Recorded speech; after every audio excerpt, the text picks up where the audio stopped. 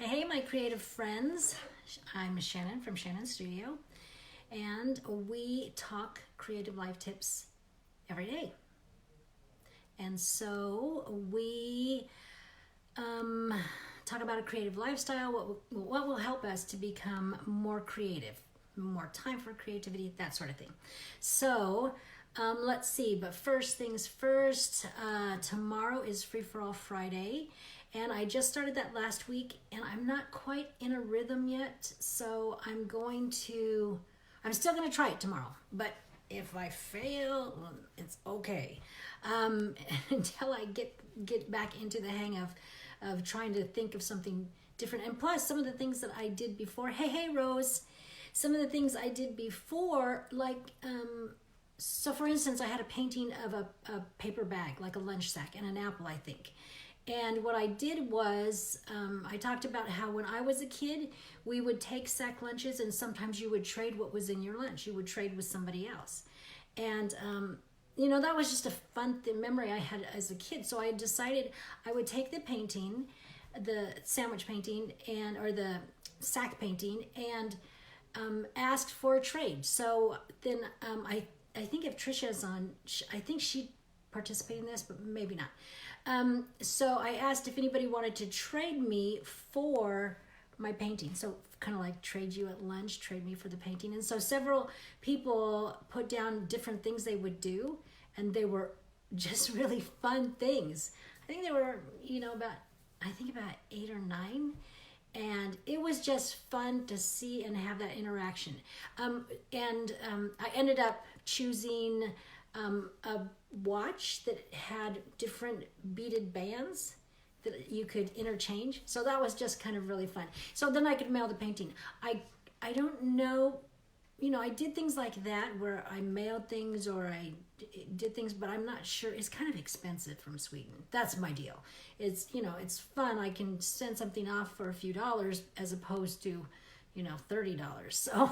So that's kind of a little bit of my holdup. So if you can think of some different things that would be fun for Free for All Friday, let me know, because I would totally like some suggestions. So also today is one of my granddaughter's birthdays, LA. Her birthday is today. And I talked to her today. She's 7, so I just wanted to say happy birthday again. Let's see. So let's get to the topic. I think we talked about. Oh yeah, I was going to say the topic tonight. What I do is I have like a half an hour to 45 minutes in the mornings when I walk to and from school. Joseph gets half of that. My undivided attention to talk to me, and he talks nonstop. But on the way home, usually I have time to talk in my phone the thoughts I want to share tonight. So this morning I did some thoughts, and it was I was all set. It was great. So then I go back and look at it tonight about half an hour ago, and I was like, what was I thinking? Which they were good thoughts. They were just really slanted toward a professional artist or a business perspective. And so I thought, that's not quite where I'm, was going with the tips that we've been doing. So it was like I took it off the table, but then it was like, oh, now what do you do? But luckily, I have a whole list of things. Hey, Dana, how fun to see you. See your little name pop up there. Okay, so what we're going to do is talk about giving 100% attention. So, we're moms or we have other things. Dana says hi with a little smiley face. We have numerous things to do. And a lot of times we are focusing on something, and then somebody interrupts us. Spouses, friends, roommates. And so we're concentrating on something, but somebody comes and interrupts us. So when they're little kids, it's hard to say, go away. Not that you should really talk that way to people anyways. But you're focusing on something and you really want to stay focused on something. But it demands your attention to refocus. And this is the tricky thing. Sometimes when you have so many things vying for your attention, it's like your head is swinging back and forth all the time. That everybody wants a piece of you, sort of thing. And so you need to learn how to rapidly change for short amounts of time. Change your attention. So you've got to be able to switch. And it's a real discipline to do that. And so, for instance, tonight, getting ready and rewriting this, since I'm rewriting because I changed my topic because I don't know what I was thinking this morning. So I changed my topic, I'm writing, and I'm like writing frantically. And then Joseph comes down, my 6-year-old, and he comes down and he wants to sing to me happy birthday because he knows how to sing it in Swedish. And I'm like, awesome. And he doesn't know that I already heard him from upstairs, but he's like, I can sing it in Swedish. So what I do is I stop, put my stuff down. Hey, Jean, are you with your mom now? Have you left for your little vacation with your mom? Just checking. Anyway, so I put my stuff down. I turn to him, and so I physically turn. I look him in the eyes, and I give him my 100% attention. 100% look him in the eye. And then when he's done, I turn around and give my 100% attention with what I'm doing. Now, there's a reason for this, because if you've ever seen kids or other people who want your attention and they just keep nagging, because they never feel like they have your full attention. And so giving them that 100% attention where they know you've turned, you've stopped what you're doing, you're not looking over your shoulder, you're looking them in the eye, you've got an expression on your face, they know you're engaged. People just want to be able to have engagement, and it doesn't have to be hours. He did his song, and he then he said, would you like me to teach you the song? I can say some of the words and you can repeat. I thought that was hilarious. He's like a little school teacher. And I said, I will. It's, I can't do it now because I have to finish. I have to turn back around and finish my stuff for the video. But I said, we can do that later. And so then he's off. I noticed that if kids get the 100% attention, they will not kind of nag as much. Not all kids, obviously. So, and there has to be a distinction between 100% attention and 100% of your time. Nobody gets 100% of your time. So you might have to, like teach your family that, sometimes I'm going to tell you no. And this is a thing too, that if somebody comes up to me sometimes and I'll say, first off, they have to learn to wait. Sometimes you have to wait before you get my 100% attention.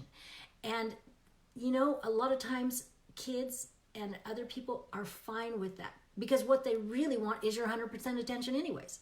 So they're not upset when you say, you know what, I can't give you 100% right now. Can you wait 5 minutes and then follow through 5 minutes, put everything down, turn, give them the 100% attention. So, that's what they're looking for. Give it to them.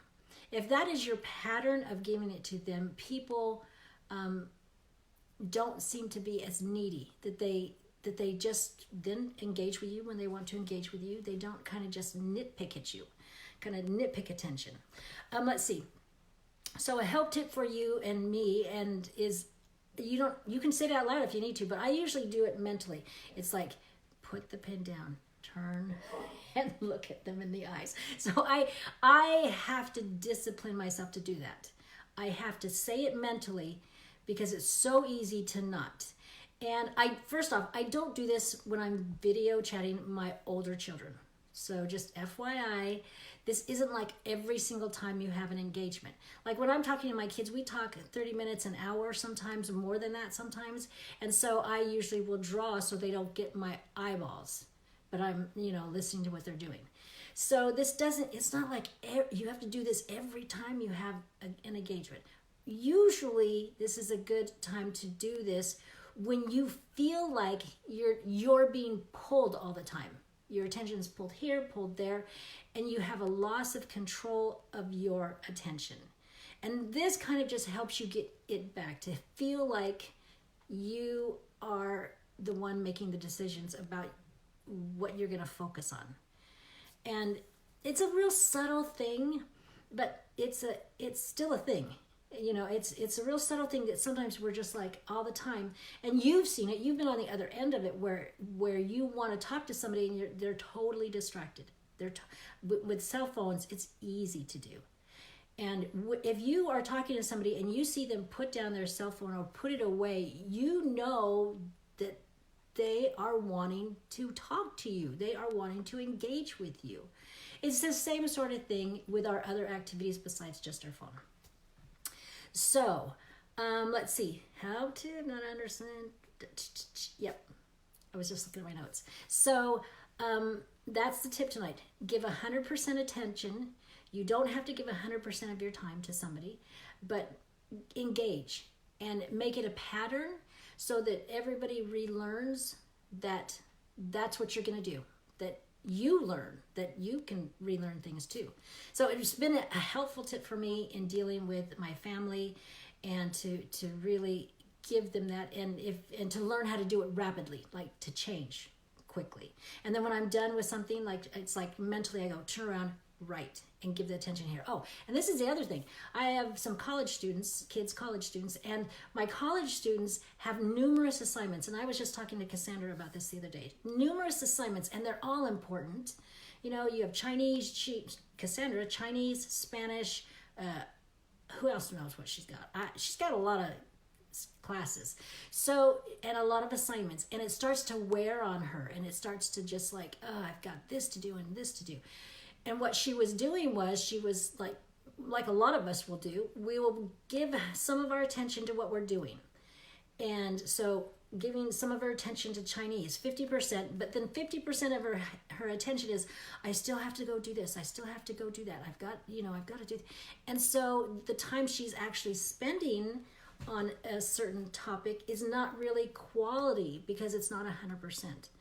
And so, it's like block out the other assignments. I was talking to her, block out whatever else you have to do, whatever's on your plate, whatever's next on the list, block it out. Give the one thing you need to do 100% because you're going to give it really good stuff if you're giving 100%. And then turn that off, switch over to the other, give the other 100% instead of 50-50, 50-50, and nothing's done well. I hope that makes sense. Tell me if it makes sense to you. Tell me if you have another way to do that shift and maybe what the engagement that people give you. Just tell me what you think about it. So, in the meantime, remember you have a creative heartbeat, so listen for it. And tomorrow I will try to figure out what we're going to do for Free for All Friday. And that's what I'll do. So I'll see you tomorrow. Bye.